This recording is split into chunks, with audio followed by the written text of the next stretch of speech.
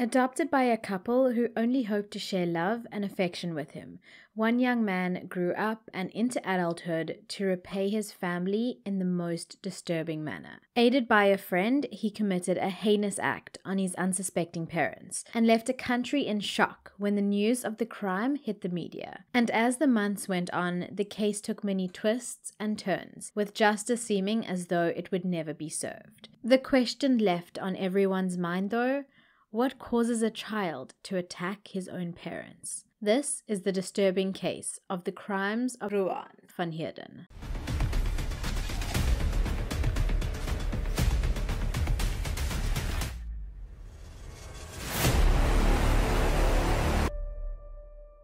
Hello and welcome to episode 45 of Makeup Mayhem True Crime with me, your host, Bella Monsoon. First of all, I just want to say a major thank you to each and every single one of you.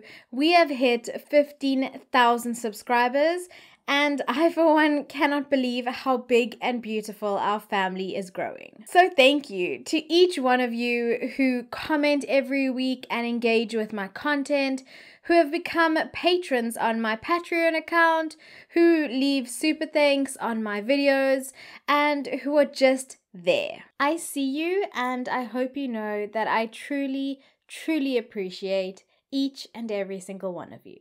So, for those of you who are new, let me introduce myself. Here it is in a nutshell. I'm a mental health professional who just so happens to be obsessed with makeup, true crime, and uncovering the motives that drive people to do what they do. So basically what this means is that every single week I post a brand new video looking at a real life crime from a psychological viewpoint. And every alternate week, like today, I also complete an easy to follow makeup look whilst discussing these cases. During these episodes, I also try to share psychological knowledge and concepts that you may or may not already be aware of in an easy to understand format. So if all of that sounds like something that is right up your alley, then please do consider subscribing and joining the Bellaboo family. But if you're more a fan of podcasts, no worries, I got you covered. You can find me on all major streaming platforms for my sister podcast, Murder and Mayhem South African True Crime. So just a quick disclaimer for today's episode. Today's episode contains material citing assault and attempted murder. As always, I mean absolutely no disrespect to the victims mentioned nor their loved ones. The purpose of this video is to shed further light on the heinous crime that was committed, whilst spreading awareness about the psychological nature of the narrative. This episode has been thoroughly researched by myself and includes real-life accounts of video and footage where available of individuals involved directly in the case. So with that, on to the episode. Ruan entered the lives of Barney and Makeup Van Heerden when he was a young child. That is to say, he was not their biological son, but he was adopted. But as soon as he had entered the family, he was seen and treated like their own. Together, the three of them had lived in Pier van Reineveld Park in Pretoria, a middle to upper class suburb known for its great community policing and overall unity. Ruan then went on to attend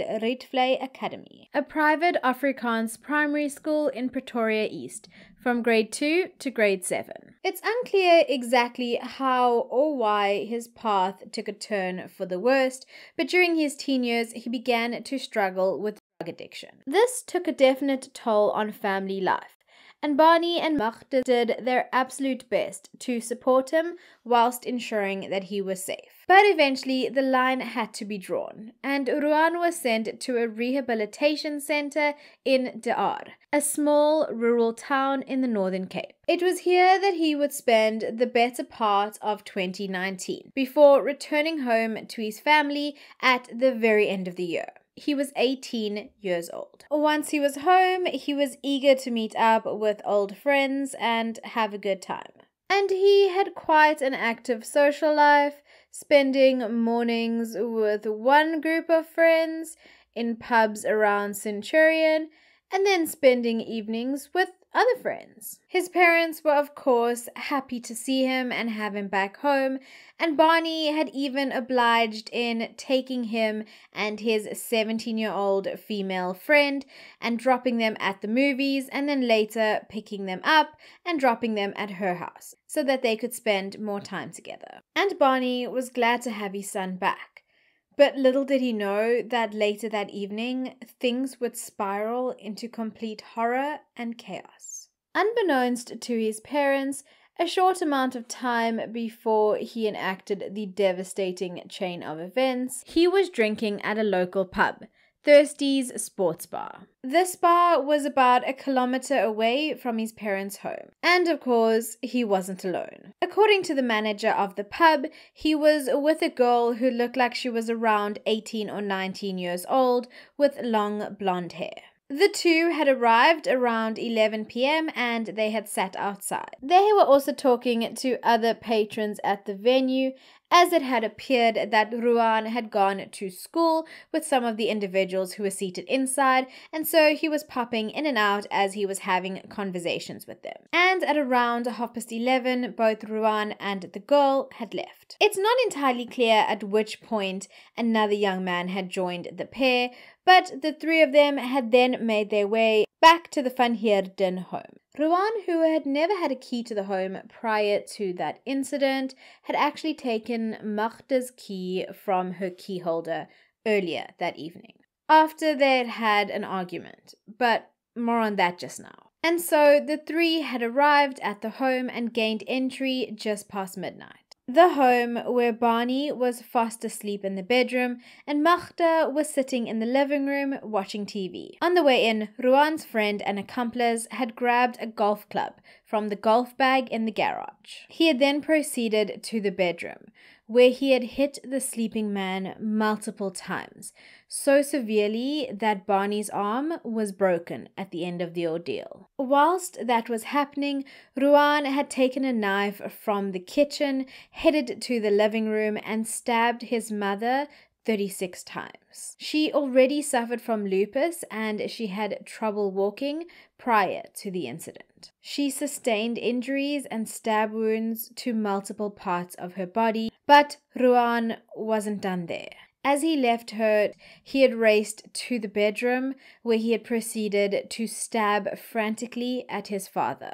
Magda was 49 years old at the time and Barney was 54 years old. Before leaving the premises, Ruan had taken Barney's wallet, which had his credit cards in it, Magda's handbag, 6 packs of cigarettes, cell phones and cash, along with a hard drive that was connected to the CCTV camera and the weapons that they had used during the assault, namely the kitchen knife and the golf club. He had then left in his father's car, a Nissan NP200 Bucky. In the aftermath of the attack, the Van Heerden's domestic worker, whom I'm assuming stayed on the property, had rushed to the control room of Seek Security, the local security company in the area. Their control room was about a block away from the Van Heerden home. They were the first, therefore, to arrive on the scene, and they were met by Barney and Magda, who were both conscious but had sustained multiple wounds. Miraculously, they had both survived the attack but were left in utter shock. At this point, Magda was airlifted via emergency helicopter to Mill Park Hospital in Johannesburg. She was initially in the ICU unit for a longer period of time. However, Barney was later discharged and sent home. Some of Magda's stab wounds were so deep, it appeared that she would need to receive dialysis 3 times a week for the rest of her life. Her health would be up and down over the next few months, with septicemia even being suspected. But more on that later. Whilst the Van Heerden parents were in the hospital, Ruan, on the other hand, absconded, but was later arrested the very next day. Not the sharpest tool in the shed, it appeared.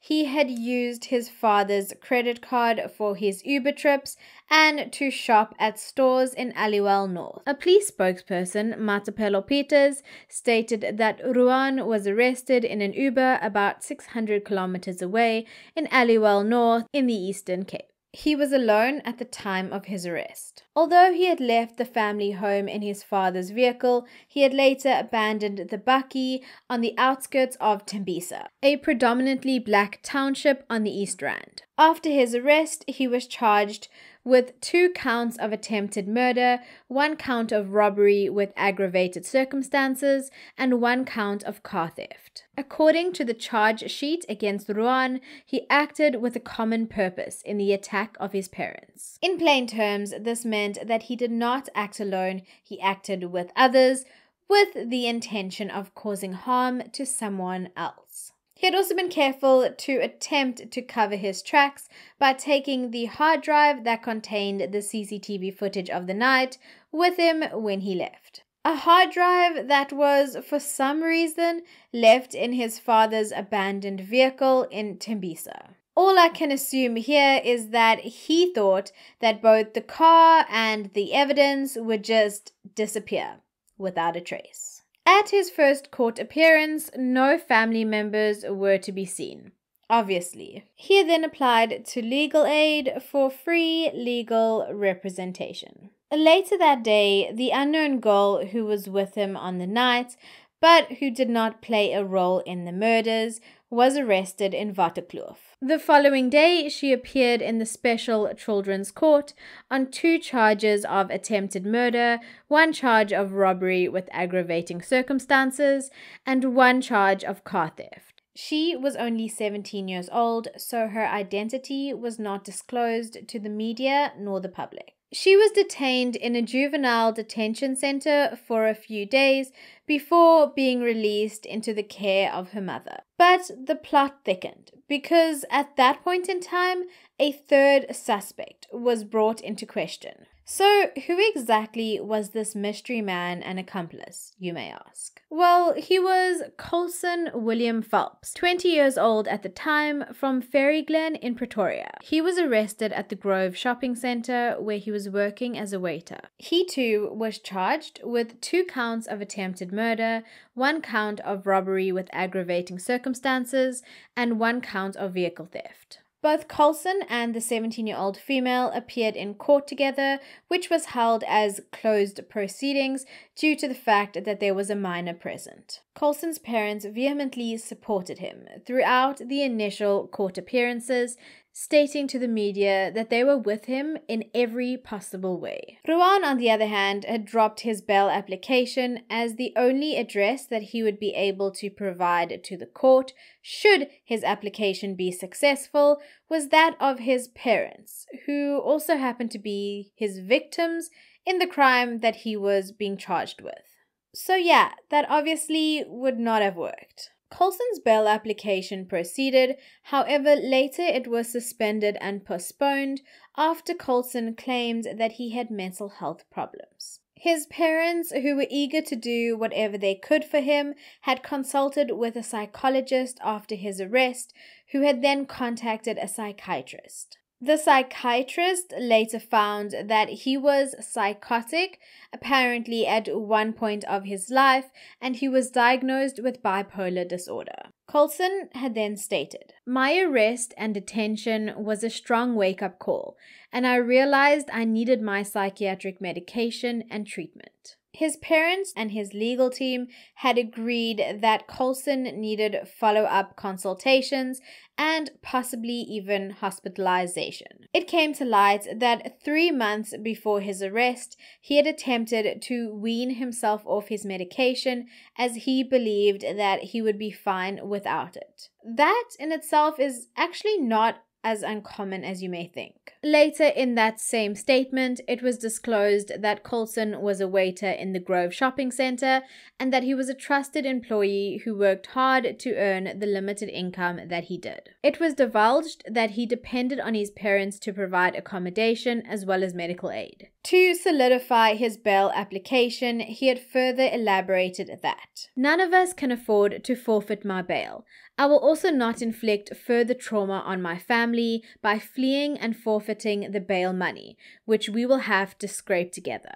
However, as I mentioned, the bail application was suspended and the court decided to put him on the waitlist for psychiatric evaluation at Vescopi's Psychiatric Hospital in Pretoria, and therefore the case was postponed. And then the pandemonium of 2020 struck the world. The wait became months, and Colson's parents and legal team were worried that even though he was receiving his medication in hospital, it wasn't properly monitored, and they feared that he may attempt to kill himself again, as he apparently had tried in 2019, allegedly. And so, on the 31st of March 2020, the judge granted bail of 8,000 rand to Colson Phelps, and warned him not to travel anywhere or interfere with state witnesses. And so he waited for a bed at Vescopi's from the comfort of his own home. And would you know, almost a year of waiting later and still no bed was available. Sorry, what? This led to the magistrate, Thandi Theledi, issuing the following warning, as she said, "If I hear with the next appearance that exposure has not been provided to the defense or that there is no bed in Vescopi's yet, the case will be removed from the roll." And a month later, that is exactly what happened. The case was dropped and the charges were removed due to improper delays by the state. Unfortunately, I'm not even kidding. Immediately, Barney sought a protection order, as he feared the inevitability of his son being released again. He had said, initially in Afrikaans, but I have translated it, "The state, the court, has absolutely failed us as victims. We have already lived in fear. I am now sitting with a child who poses a life-threatening threat to me and everyone, and is being released despite warnings from the magistrate due to poor investigative work and poor preparation." It later turned out, however, that Barney's parental instincts did not leave him, no matter how horrific Ruan's actions were. What exactly am I talking about, you may ask? Well, after that day of court proceedings, Barney had told Ruan not to contact him again. However, later that very evening, Ruan had pitched up on their doorstep, as he had absolutely nowhere else to go. And like all the times before, Barney could not turn away his child and leave him on the street. And so he had let Ruan stay in the garage and use the outside bathroom, because he was still way too scared to have him living within the home. I mean, he was brave, I guess, for even letting him in the vicinity. Barney had also appointed an armed guard to protect them from their son. But that was obviously no way to live, as you can imagine. And so Barney got Ruan admitted to a rehabilitation center, which he of course paid for. And mind you, rehabs are expensive.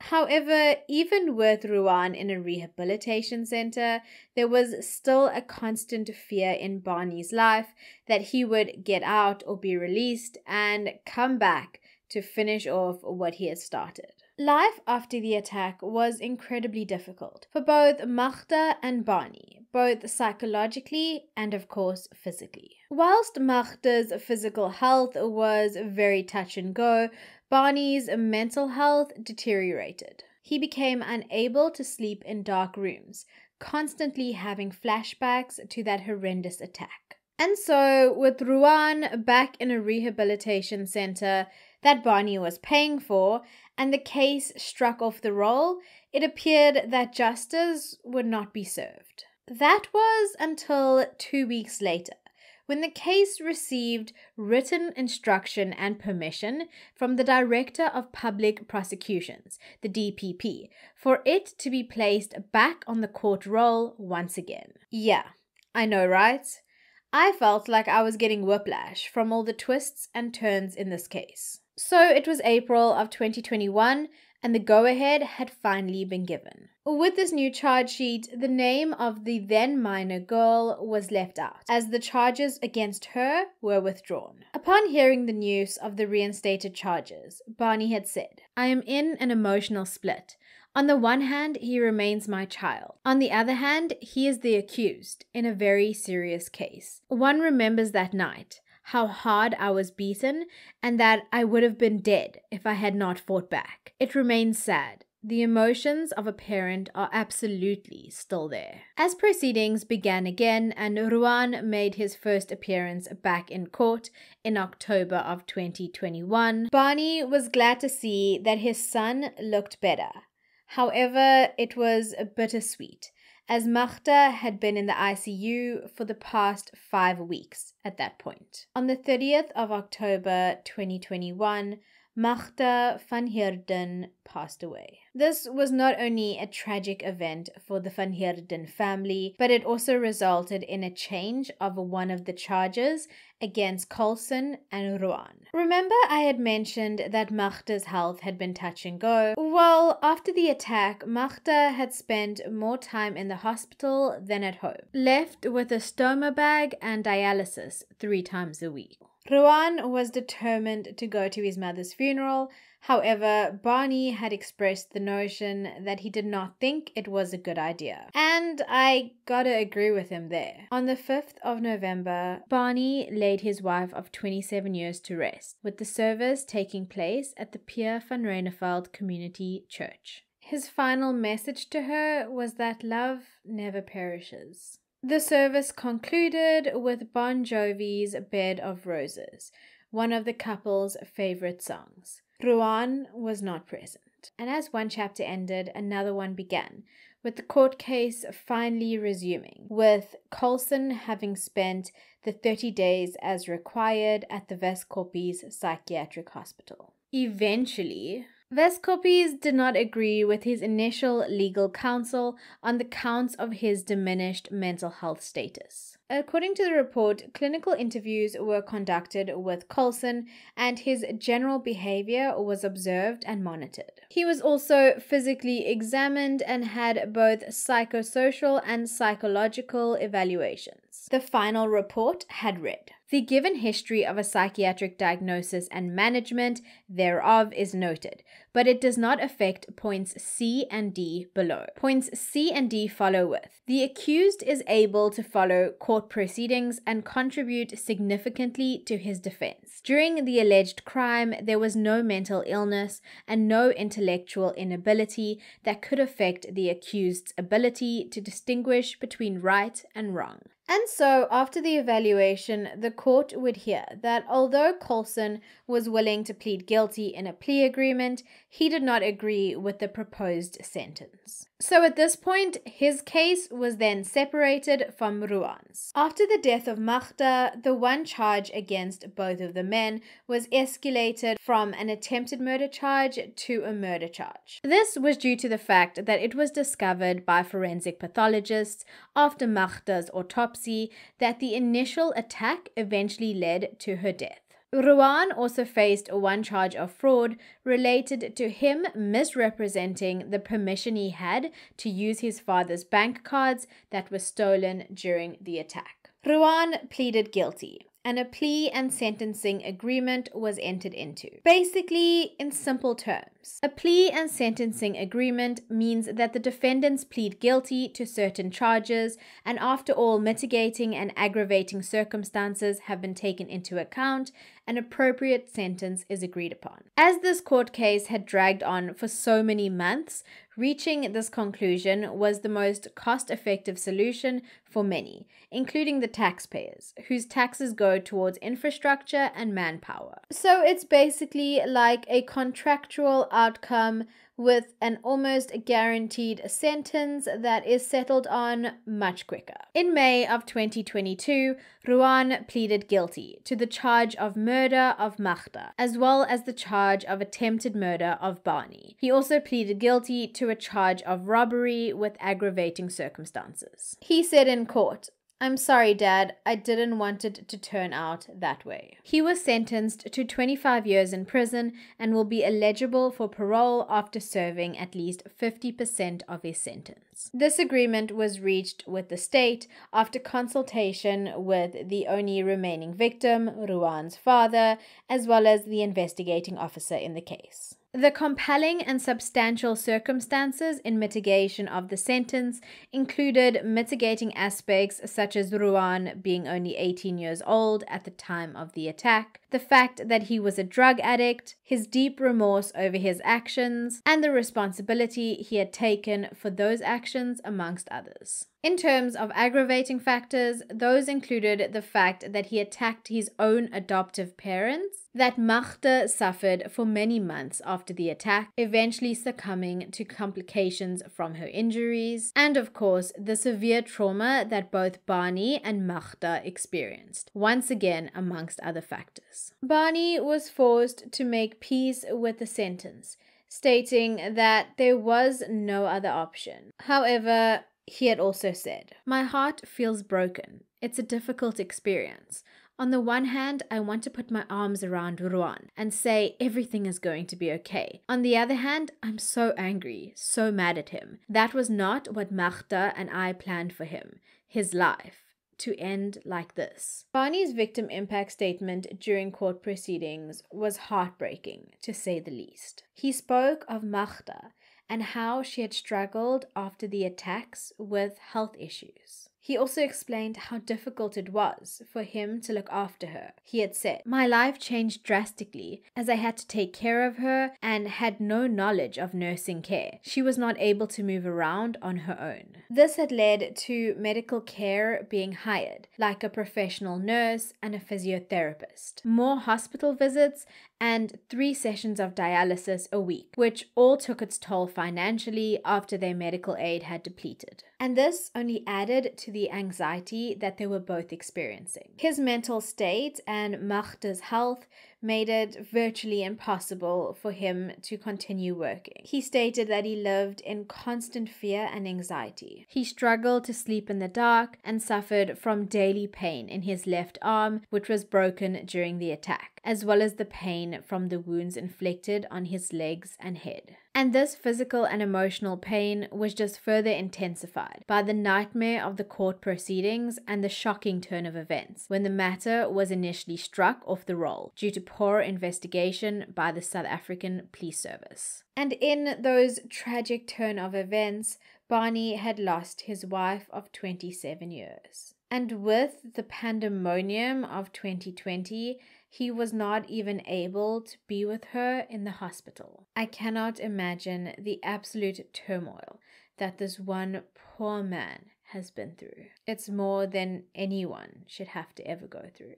He would later state, "I was left a childless widower." So, although Ruan's case was closed, Colson Phelps had not yet been convicted or sentenced. As he did not agree to the previous sentence terms, his court case continued, and he pleaded guilty to the attempted murder of Barney and guilty to a charge of robbery with aggravating circumstances. Colson was sentenced to 5 years in prison on the charge of attempted murder and 15 years on the charge of robbery with aggravating circumstances, of which 2 years were suspended. These sentences were to be served concurrently. So basically, he was sentenced to an effective 13 years in prison. The factors in mitigation of his sentence: he was not a rebellious child, that he was well aware of the terrible consequences of his actions and regretted them, and that the attack was a deviation of his nature as a person. When looking at his childhood, it was divulged that he was only educated up until grade 10 and was thus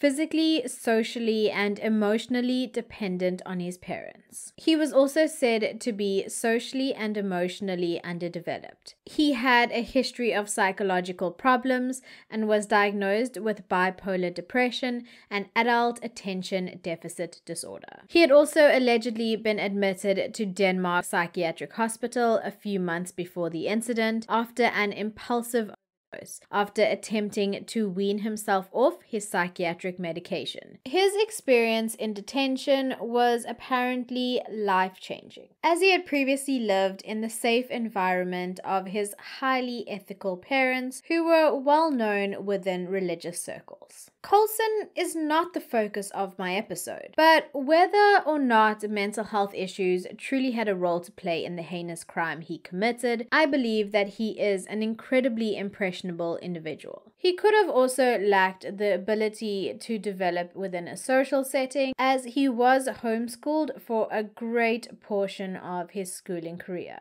Now, don't get me wrong, there is absolutely nothing wrong with homeschooling, but it is vital that children are allowed the opportunity to interact with peers of their own age group, as some lessons can only be experienced, not taught. In that sense, spending so much time with his parents would mean that the behaviors he picked up on and learned would be strongly linked to them. Whilst researching this case, he definitely struck me as someone who could be easily manipulated by others in order to please them or to appear to them in a certain way. That, however, does not reduce his responsibility in the crimes committed. According to court documents, he was also a first-time offender and had indicated early on that he was willing to admit guilt. His legal team had thus requested that he be able to serve his sentence in a Pretoria prison. This would be near to his support system. They also hoped that he would be allowed to complete his schooling and be allowed to take his psychiatric medication in jail. Their requests were agreed upon.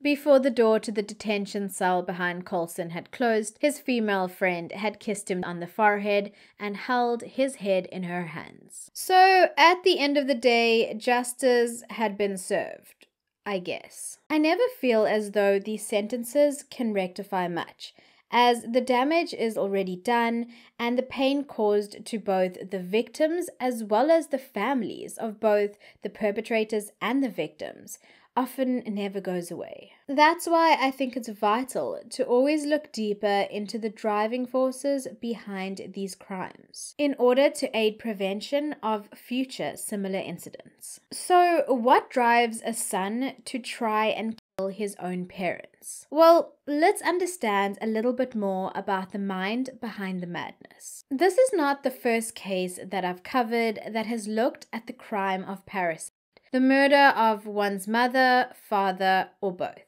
I previously covered the case of Phoenix racing cloud Ruan, who killed her mother, matricide, with the help of her boyfriend. I also more recently covered the case of the Lauter siblings, who killed both of their parents and were apparently under the spell of the mastermind Matthew Naidu. So, here's the thing about parricide. There are generally three groups of motives, namely the presence of mental illness or personality disorders, the presence of previous childhood abuse, and the presence of ulterior motives. Now, according to the research I did and the articles I read, there were no psychological evaluations conducted or at least made public by Ruan or his legal team. This doesn't necessarily mean that mental illness had no part to play, but rather I cannot speculate as there are no key pieces of evidence to back up this theory. So that would bring us to childhood abuse, where once again I cannot speculate, but I will say that all the reports from friends and family members spoke to the great parents that Barney and Magda were, and Ruan himself never mentioned anything about childhood abuse or neglect. With those potential motives struck off the list, that leaves the potential of ulterior motives being present. Like I said, these are the main groups. There are many different motives for murder.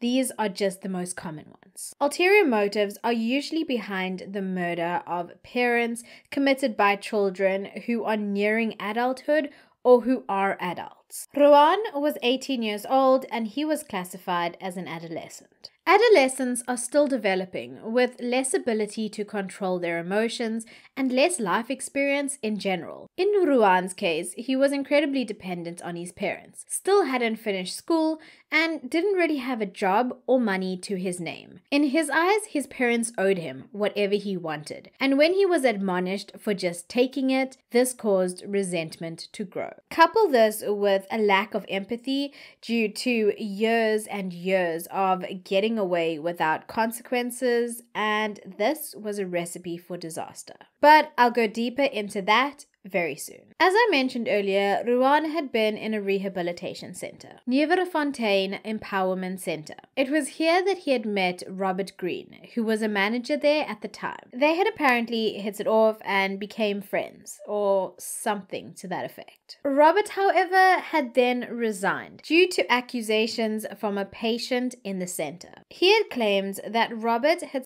assaulted him and chained him in a room to the wall with the window open and only a hessian cloth to cover himself with to keep the bitter cold out. According to the same source, Ruan was present during these events. The center closed its doors shortly after, unable to come back from that scandal. Presumably. Right, so that left Rob unemployed and shortly after Ruan out of rehab. And so the two of them came up with what they thought was an ingenious plan. They were going to open up a rehabilitation center.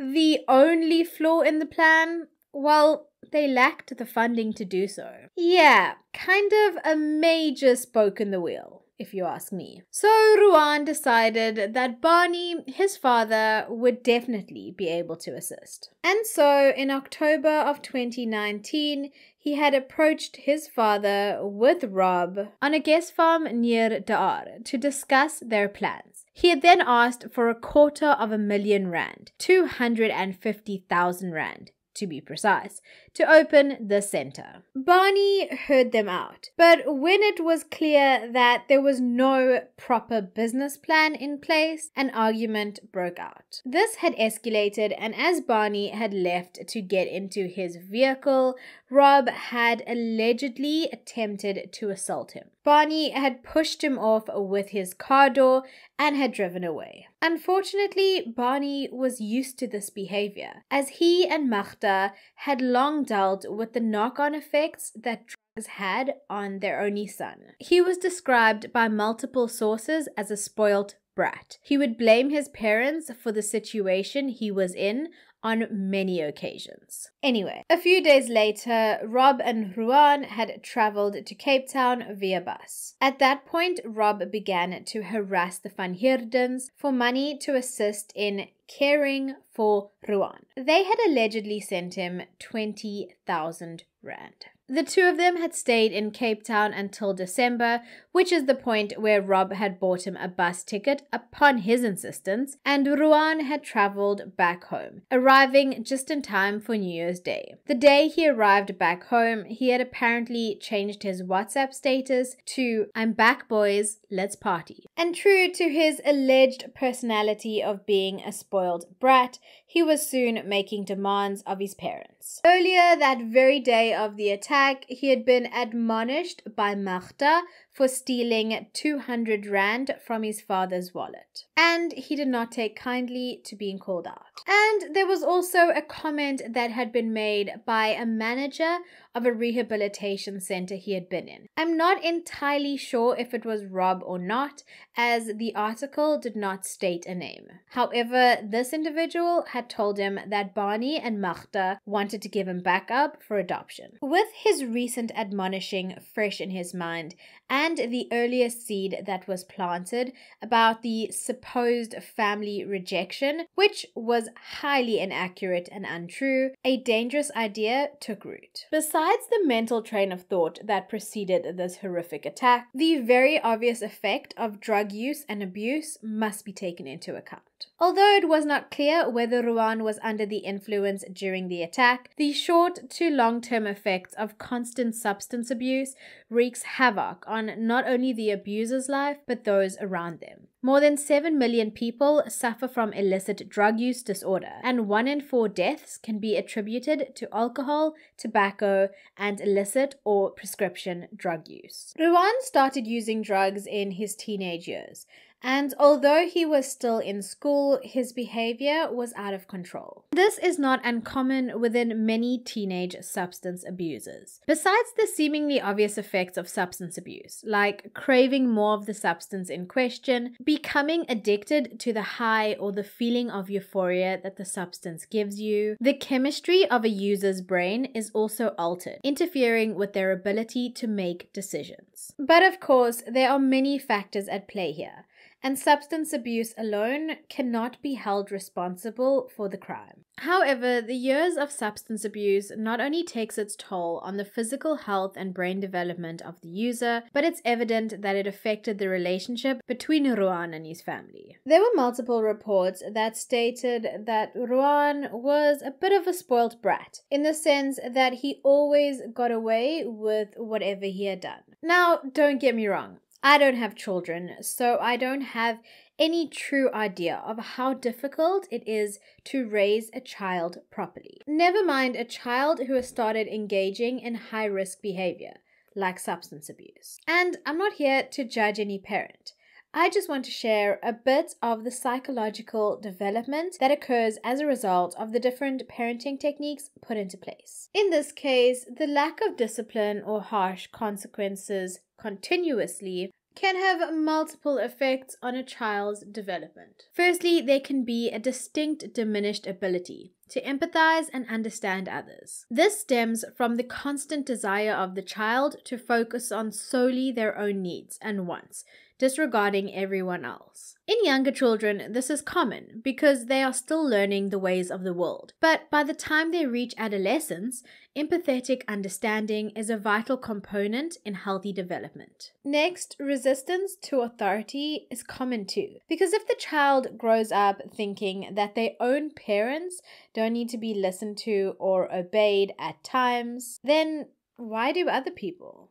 Unfortunately, the reasons that seem like basic logic to us as adults is still a work in progress for the developing mind. These negative attributes are intensified, particularly when substance abuse is involved.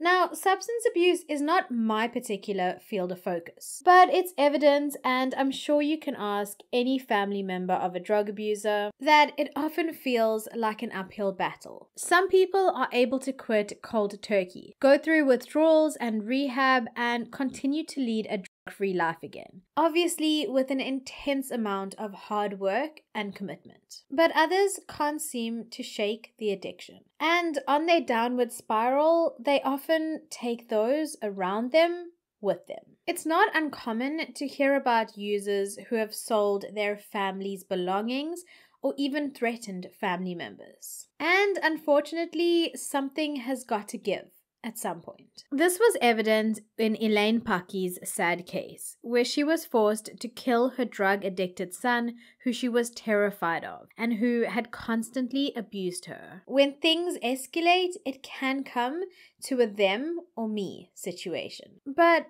don't be put off by these dark narratives. It doesn't mean that someone can't change, that someone can't beat an addiction. Like I previously mentioned, there are many different approaches. And more times than not, it'll take multiple attempts and the strongest desire and willpower to facilitate a permanent change. Psychologically, a change in thought patterns and behaviors is also fully possible if the person is able to view their actions in an objective manner, to truly understand the effect that their behavior has on those around them. The first step to dealing with any issue is to acknowledge it. I mean, that's why so many different types of therapies exist, from talk therapy to art therapy.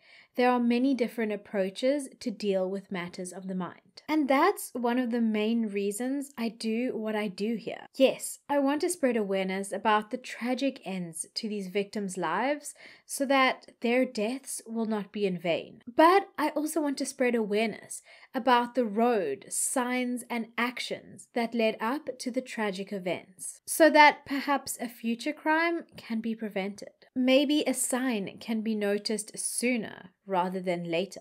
Maybe behavior can be altered before it becomes a maladjustment. And maybe, just maybe, the focus on the mental health of a developing mind can be magnified. And until then, I will continue to be here and do this. For every victim who didn't survive. For Ruan Van Heerden. For every victim that is left, alive but scarred. For Barney Van Heerden. And for those whose names will not be forgotten and whose stories will be heard. I will do this for them, and I will do this for so many more. Until next week, stay safe, stay blessed, and stay the amazing human beings that I am positive each and every single one of you are. Bye!